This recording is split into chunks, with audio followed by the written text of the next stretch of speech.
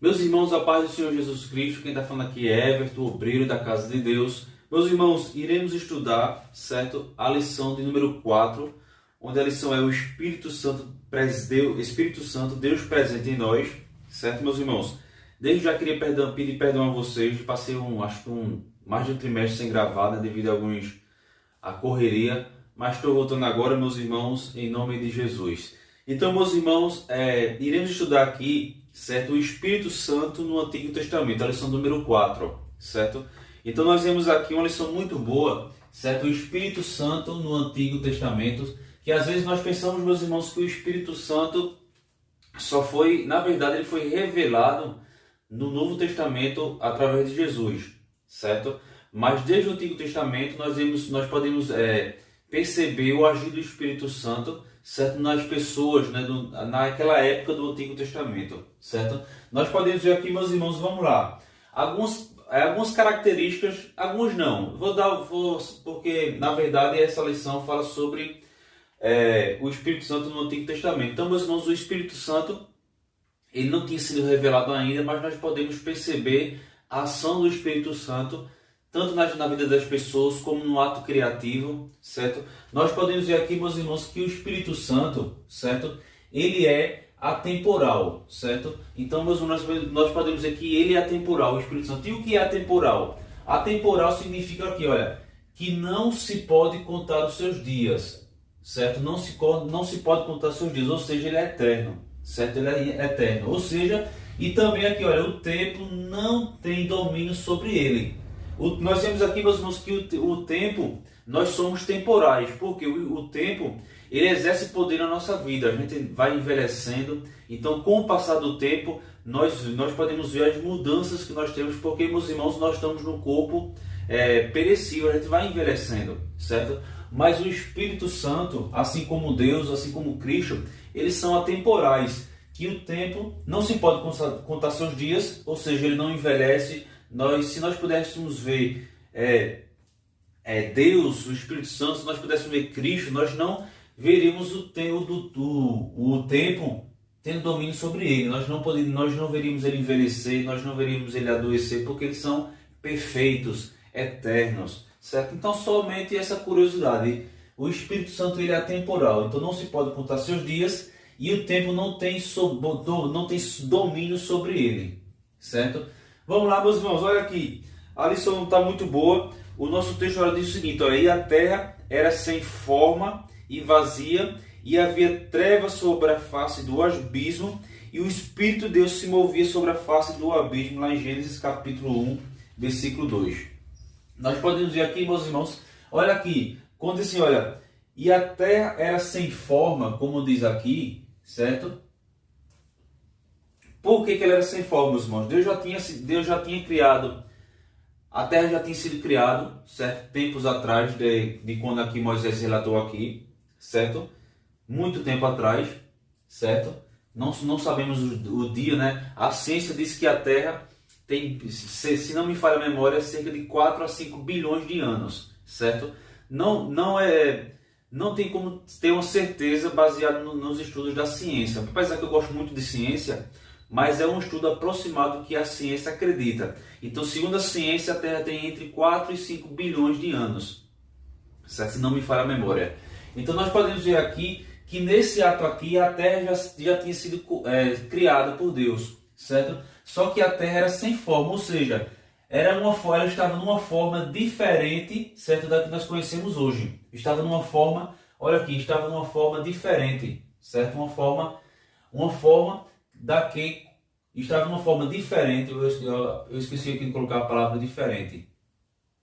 Então estava de uma forma diferente, certo, da que nós conhecemos hoje, certo? Por isso que estava sem forma. Às vezes ela tinha uma forma, mas a sua forma estava diferente da que nós podemos contemplar nos dias de hoje, nos dias atuais. Olha aqui, diz assim, olha, e vazia, certo? E vazia, ou seja, não existia vida nela ainda, certo? Nós podemos ver isso aqui. Olha aqui. E havia trevas sobre a face do abismo, certo? Trevas sobre a face do abismo, ou seja, não existia luz ainda. Deus não tinha criado a lua e o sol, certo? Já que foram os dois luminares que Deus criou para iluminar, né? Nós vemos aqui que Deus criou o sol, certo? Que é chamado de luzeiro na Bíblia, numa forma mais bíblica, numa linguagem mais bíblica, certo? Ou seja, o sol ele vai brilhar, certo? Vai brilhar e vai clarear o nosso sistema solar. E a lua, meus irmãos, a lua,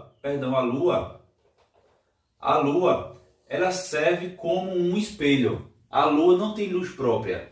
Então Deus criou o sol, certo? Para iluminar o nosso sistema solar, iluminar a nossa terra, certo? E a própria ciência diz, meus irmãos, que a harmonia do nosso sistema solar está numa harmonia tão perfeita que se a Terra, o nosso planeta, já que no nosso sistema solar só existe vida aqui na nossa Terra, no planeta Terra, né? Nós podemos dizer aqui que, apesar que a ciência nunca descobriu vida em outro planeta, se tem, nós não sabemos, né? Nós sabemos que se tem ou não tem, Deus é soberano e Deus é Deus e Ele pode criar e fazer o que Ele quiser. Então nós vemos aqui, meus irmãos, que Deus criou o Sol para iluminar todo o sistema solar, e a Lua ela serve como um tipo de espelho, ou seja, a Lua ela recebe a luz do Sol e clareia a Terra na parte escura, naquela parte que ela não está recebendo a luz do Sol devido à sua rotação, certo? Então nós podemos ver aqui, então havia trevas sobre a face do abismo porque não existia luz ainda, Deus não tinha criado o Sol ainda, certo? Isso ainda no versículo 2, lá do primeiro capítulo de Gênesis, né? Nós vamos ver aqui mais para frente, né? Se não me engano, no próximo capítulo, capítulo 3, disse Deus, e haja luz. E a luz, ela passou ali a existir naquele lugar, já que sabemos que o universo é muito grande, certo, meus irmãos? Mas todo o universo é criado e sustentado pelo nosso Deus. Olha aqui, meus irmãos, a leitura bíblica está lá da lição aqui, está lá em Gênesis, capítulo 1, versículo 1 ao 2, Números 27, versículo 15 ao 18, Juízes, capítulo 6, versículo 34 ao 35 e 2 Pedro, capítulo 1, versículo 19 ao 21. Meus irmãos, nós vemos aqui que nessas lições aqui, e a lição vai falar, certo? Vai falar sobre Moisés, Josué, Gideão e Pedro. Eles, servos do Deus Altíssimo, em épocas diferentes, né, com exceção de Moisés e Josué, que conviveram na mesma época, certo? Mas nós vamos ver aqui qual a semelhança entre eles, já que há somente Moisés e Josué, que é o que a lição cita, certo? Que viveram na mesma época, mas Gideão já foi lá na frente, certo? E nós vemos aqui que Pedro também já no Novo Testamento. Qual é a semelhança, meus irmãos, entre eles? Olha aqui, mesmo de diferentes épocas, ele tinha a mesma essência, certo? Ele tinha a mesma essência. Que essência é essa, meus irmãos? Eles tinham o agir do Espírito Santo na vida deles. Nós podemos ver aqui, meus irmãos, que tanto a lição fala sobre o Antigo Testamento, nós podemos ver o exercer o auxílio do Espírito Santo na vida de homens e mulheres que serviram a Deus, certo? Então nós podemos ver isso aqui. Então, nós podemos ver aqui que quando a Bíblia fala, olha, e era cheio do espírito de sabedoria, e era cheio do espírito de discernimento, tudo isso, meus irmãos, era o auxílio do Espírito Santo. Se nós recorrermos ali no livro de Daniel, nós podemos ver, meus irmãos, que a Bíblia diz lá, se não me engano, no capítulo 1, diz que Deus deu sabedoria, deu discernimento. Vamos ver aqui, meus irmãos, Daniel, que às vezes a gente vai tentar, livro de Daniel, certo? Livro de Daniel, capítulo 1, diz assim, olha, versículo 17, Daniel capítulo 1, versículo 17. Ora, a esses 4 jovens, Deus deu o conhecimento e a inteligência em todas as letras e sabedoria, mas a Daniel deu o entendimento em toda visão e sonhos.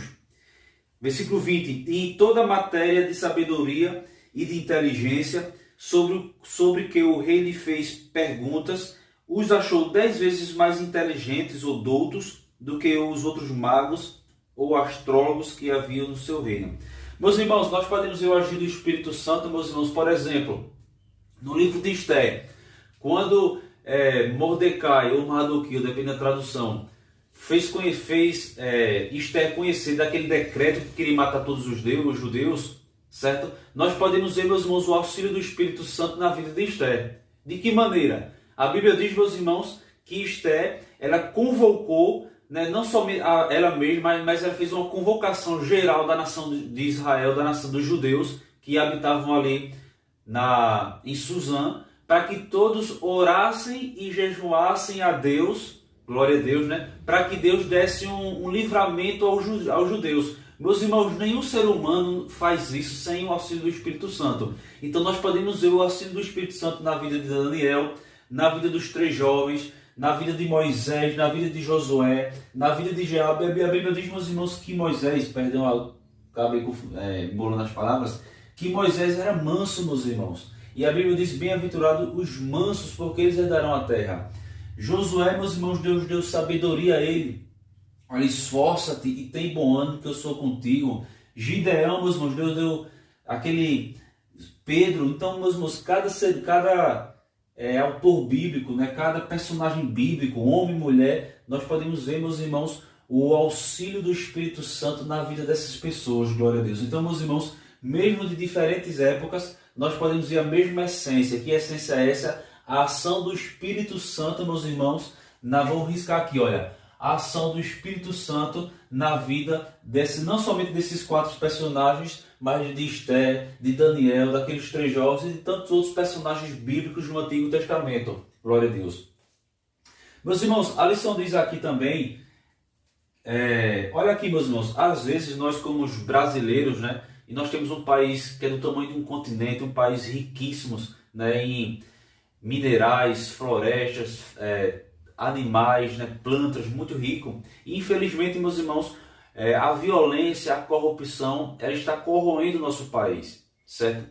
E o interessante é que a lição vai falar o seguinte, que esse jornalista aqui é chamado aqui, olha, Robert Hicks, ele era formado em jornalismo, certo? No ano de 1780 ele criou a Escola Bíblica Dominical. Por quê?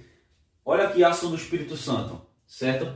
Na Inglaterra, a violência estava alastrada pelo país, certo? As crianças trabalhavam durante a semana todinha e durante o domingo eles ficavam pelas ruas, certo? E a Bíblia diz, meus irmãos, que mente vazia é a oficina do diabo, certo? Por que eu estou dizendo isso, meus irmãos? Porque quando as crianças estão desocupadas, soltas pela rua, né, de todo jeito, pessoas mal intencionadas vão tentar atrair, vai ensinar essas pessoas a entrar no mundo do crime, das drogas, roubando, então por aí vai. Então esse homem, Robert Hicks, ele teve a brilhante ideia, na verdade não foi ele, o Espírito Santo capacitou ele, glória a Deus. Olha aqui, meus irmãos, e ele era formado em jornalismo, certo? Então, meus irmãos, se você tem o desejo de fazer faculdade, trabalhe, se esforce, faça, mas principalmente seja dependente do Espírito Santo, dos auxílios do Espírito Santo, e Deus vai te usar para você fazer grandes obras, né? Deus vai te usar, meus irmãos, para fazer tarefas, missões, glória a Deus. Então, na cidade de Gloucester, na Inglaterra, ele criou a Escola Bíblica Dominical, onde ensinava as crianças sobre o estudo bíblico. E nós podemos ver aqui, meus irmãos, que a vida de muitas crianças, de jovens, foram transformadas, porque Robert Hicks, ele ouviu o auxílio do Espírito de Deus e começou, meus irmãos, a fazer isso. Que eu e você possamos também fazer isso, meus irmãos. Nos doar a obra de Deus, ao Espírito Santo, ao auxílio de Deus, para que nós possamos desempenhar as tarefas para a glória de Deus.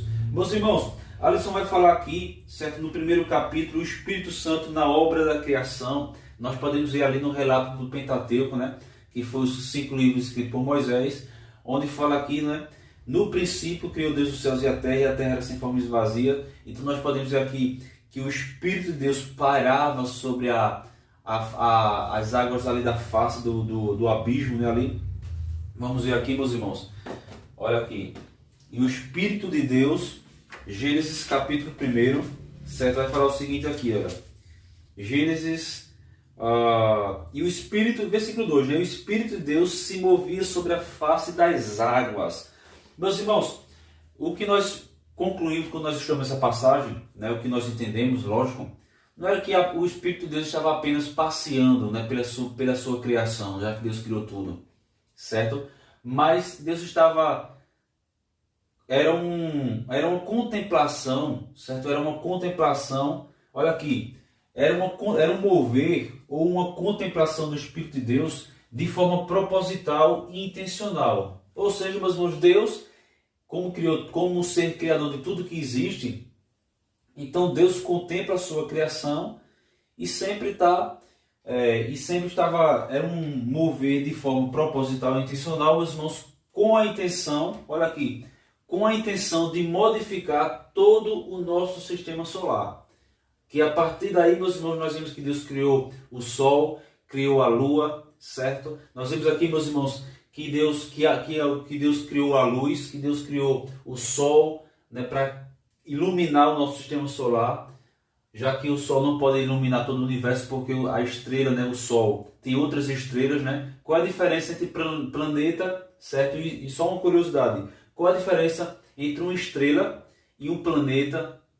O planeta, né? Ou um satélite natural, que a ciência diz que a Lua é o nosso satélite natural. A estrela, o planeta, satélites naturais, eles não emitem luz, certo? E a estrela, ela emite luz. Então Deus criou assim, Deus criou essa estrela chamada de Sol, que ela emite a luz. Deus criou ela assim, glória a Deus. Então a diferença é essa, a estrela, se você tiver a oportunidade de olhar para o céu à noite, não olhe diretamente para o Sol, porque senão você tem problema de visão, certo? Mas nós podemos ver aí, meus irmãos, que Deus criou tudo isso, então a estrela ela vai emitir a luz, certo? Então todas as estrelas que tem em todo o universo, ela tem estrelas maiores do que o nosso Sol, e o nosso Sol ele é mais de 1 milhão de vezes maior do que a nossa Terra, então ele emite a luz. Então Deus, esse mover do Espírito Santo, meus irmãos, era para modificar todo o nosso sistema solar, para que Deus criasse a raça humana, certo? Olha que não existe mais de um gênero, só existe um gênero, que é o gênero humano, certo? Então, meus irmãos, todos nós seres humanos somos iguais. Então Deus modificou todo o sistema solar para criar eu e você, glória a Deus. Deus preparou o nosso sistema solar, colocou a Lua no centro do nosso sistema solar, colocou o Sol, colocou a Lua como um satélite natural para de noite, meus irmãos, iluminar a parte que está escura, já que a Terra fica em rotatividade, certo? Em volta do Sol, glória a Deus. Então, meus irmãos, Deus preparou todo o sistema solar para nos criar, para criar eu e você, os animais, tudo. Então, meus irmãos, glória a Deus por isso. Então, nós podemos ver aqui, meus irmãos, no segundo capítulo, né, nós podemos ver a obra do Espírito Santo, no primeiro, né?